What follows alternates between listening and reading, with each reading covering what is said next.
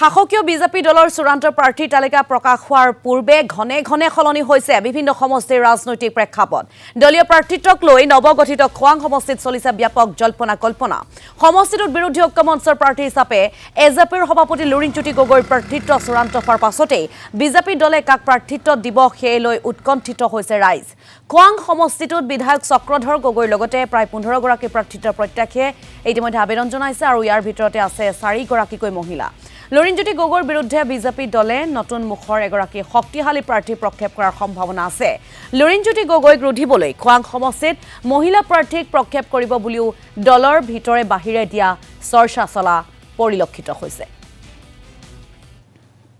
যেহেতু আমি 10 বছৰে এতিয়া আমি পুৰুষে পাই আছো বিধায়ক হিচাপে গতিকে মহিলাকো দি চাবলৈ আমি চৰকাৰক অনুৰোধ জনাইছো যে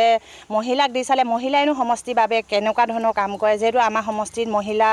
ভোটাৰে বহুত বেছি আছে আৰু যিকোনো মিটিং মাটাঙত যতে গলেও আমি মহিলাখিনিকে মহিলাই লগ ধৰো পুৰুষৰ সংখ্যা বহুত কম হয় সেইকাৰণে আমি ভাবো মহিলাক দিলে আমি বেছি সুখী হওঁ আৰু আমি কাম কৰিবলৈ সাহস পাম হয় বিজেপি মানে চৰকাৰে মহিলাসকলক বহুতো ধক সুবিধা দিছে মহিলাসকল আগবাঢ়ি যোৱাত তেওঁ মানে বহুত হেৰি কৰিছে সহায় কৰিছে আৰু এই ক্ষেত্ৰতো আমি ক'ম যে আমাৰ এমএলএ ধক মহিলা হোৱাটোৱে বিচাৰোঁ